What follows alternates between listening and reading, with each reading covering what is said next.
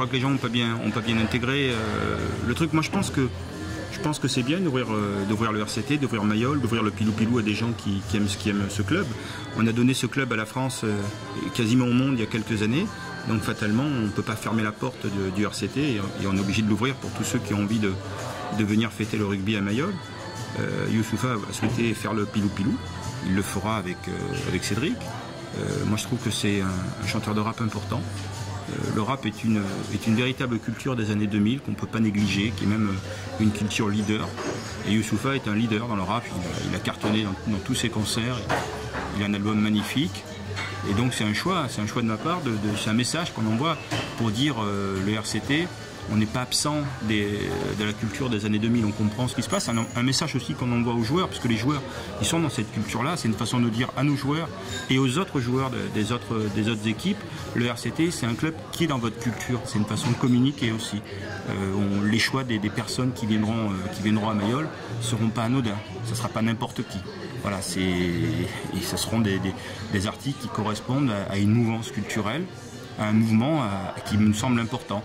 Et puis c'est aussi une façon, au niveau des décideurs, de montrer que le RCT est un club non seulement qui est médiatique, mais qui en plus est suivi par des gens importants dans le domaine de la culture, du showbiz, de la chanson, du cinéma, puisqu'il y aura des vedettes de cinéma, et que c'est un club leader là-dessus.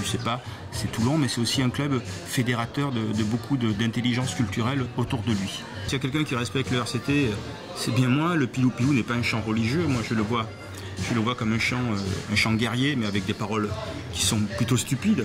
Je veux dire, c'est pour ça qu'on peut l'interpréter de différentes façons. Hier, Cédric l'a interprété avec des dessins maoris. C'était pas la culture toulonnaise, les dessins maoris, mais des tatouages, mais ça me dérange pas. Ce que je dis surtout, c'est que il y a des gens qui sont conservateurs, ça je peux le comprendre, qui étaient contre aller jouer au Vélodrome, qui étaient contre la venue de Bernard Laporte, qui étaient contre la signature de Wilkinson, qui étaient contre des loges à Mayol. Voilà, c'est tous ces gens qui sont toujours contre. Ce sont les gens qui, comme le dit le proverbe, lorsque le sage montre la lune avec le doigt, il regarde le doigt. Il y a des gens qui vivent de souvenirs, moi je vis de rêve, et j'ai le rêve de faire du RCT, le plus grand club du monde peut-être, je suis peut-être utopique. Et puis il faut que les gens comprennent aussi qu'on doit s'ouvrir et que c'est pas en insultant, c'est pas en critiquant.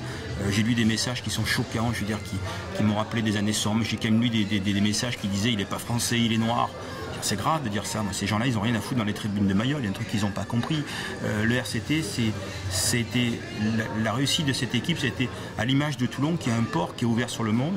On a accueilli des nationalités de toute la planète, et toutes ces nationalités sont devenues Toulonnais, parce que ça a été la force de cette ville d'intégrer des tas de cultures différentes et d'en faire des Toulonnais, d'en faire une équipe qui aujourd'hui gagne.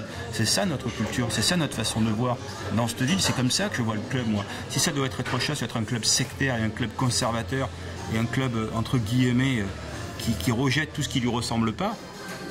J'ai rien à foutre dans ce club, c'est clair. J'ai rien à y foutre, quoi. Je veux dire, on ira dans 2 ou 3 ans, on ira faire le Pilou Pilou à la Vlanée, à la Vore, et ça sera très bien.